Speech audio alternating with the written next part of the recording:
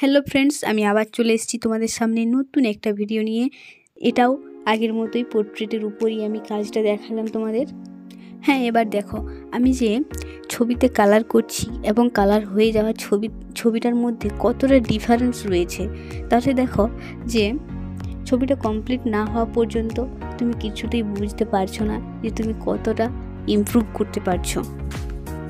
এখানে তোমরা দেখতে পাচ্ছ প্রথম লেয়ারটা আমি কমপ্লিট করেই রেখেছিলাম এবং আমি স্টার্ট করেছি ভিডিওটার দ্বিতীয় লেয়ার থেকে দেখাচ্ছি তোমাদের। দেখো আমি দ্বিতীয় লেয়ারটা স্টার্ট করেছি, যেটা সাইডে একটু ব্রাউন এবং আমি মাটি কালার মিক্স করেছি। মাটি কালার বা ডিপ ইয়েলো, যেটাকে আমরা মাটি কালার বলছি, সেটাই ডিপ ইয়েলো। এবার তোমাদের বলি কালারটা কিভাবে ছবির মধ্যে লাগাবে। ধরো কালারটা তুমি তৈরি করার পর কালারটা কিভাবে লাগাবে, পুরোটাই তো ভুল করে হয়ে যেতে পারে লাগানো, সেটা তোমাদের সেই ভুলটা তোমাদের করা যাবে না। কী করবে না, কালারটা অল্প নিয়ে যে দিকটা তুমি ডিপ করতে চাইছো সেই দিকটাই লাগাবে, দিয়ে তারপর তুলিটা যতটা পারবে স্মুথ জল দিয়ে ধুয়ে জলটা ঝেড়ে নিয়ে বা মুছে নিয়ে সেই যেখানে তুমি কালারটা বসিয়েছো সেইখান থেকে হালকা হালকা করে টেনে পুরোটাই কালারটা ফিনিশ করবে। সেভাবে আমি লিপটাও করলাম। লাইট থেকে স্টার্ট করে লাইট ছেড়ে হোয়াইট, লাইট যেটা সেটাই হোয়াইট, কিছুটা হোয়াইট ছেড়ে দিয়ে আমি হালকার উপর করে তারপর ডিপ ইউজ করব। এটা দ্বিতীয় লেয়ার হলো। চোখটাও একই রকমভাবে আমি ব্রাউন দিয়ে স্টার্ট করলাম, আইবলটাও স্টার্ট করলাম ব্রাউন দিয়ে এবং অল্প কিছু ব্লুতে। এবার ঠিক একই রকম থার্ড লেয়ার আমি স্টার্ট করেছি ব্রাউন দিয়ে, সাইডটা ব্রাউন আর অল্প কিছু না, শুধু ব্রাউন দিয়ে, জাস্ট ব্রাউন দিয়ে এবার চুলটা করে নেব পুরোটাই।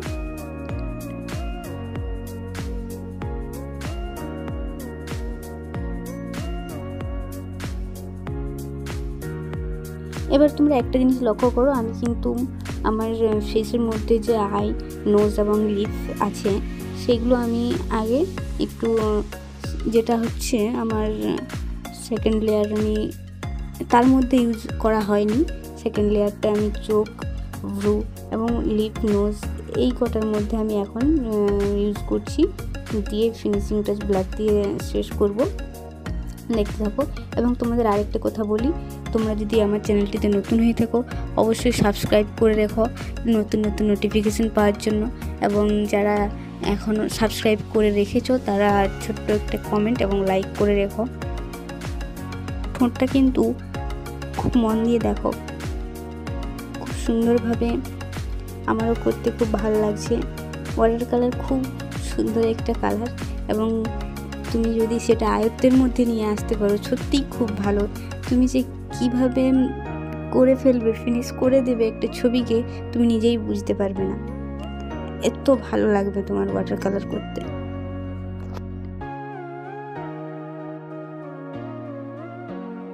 হ্যাঁ, এবার চোখের কোণগুলোতে যে লাইনগুলো আছে সেগুলো এবার একটু একটু করে বার করে নেব, যাতে চোখটা মনে হয় যে উজ্জ্বল তাকাচ্ছে আমার দিকে বা চোখটা ফুটে উঠছে ছবিটার মধ্যে। সেই জন্য আমাকে চোখের সাইডগুলো যেরকম রয়েছে আমি যে ছবিটি দেখে করছিলাম সেইভাবেই করে যাচ্ছি। দেখো কি সুন্দর লাগছে, যত এগোচ্ছে ছবিটা ততই দেখতে সুন্দর লাগছে। তাই আমি বলছিলাম না যে আগে যে ছবিটা আমি প্রথম দিকে যে আমি কালারটা ফার্স্ট লেয়ার করছিলাম সেটা এবং আমার শেষ যেটা ফিনিশ হয়ে গেছে সেই দুটো ছবির মধ্যে ছবিটার ডিফারেন্স কতটা। তাই কখনোই প্রথম দিকে তুমি ভাববে না যে আমার ছবিটা হচ্ছে না, ওয়েট করে যাও যতক্ষণ না ছবিটা শেষ হচ্ছে, শেষ পর্যন্ত ওয়েট করে যাও, তবেই ছবিটার মর্ম বুঝতে পারবে এবং তুমি কতটা পারফেক্ট, কতটা কাজ শিখেছো, কতটা ইমপ্রুভ করতে পেরেছো সেটা তুমি তবেই বুঝতে পারবে ছবির মধ্যে। চুলটা ব্ল্যাক দিয়ে শেষ করলাম ব্রাউনের পর। এবার আমি গেঞ্জিটা করে নেব।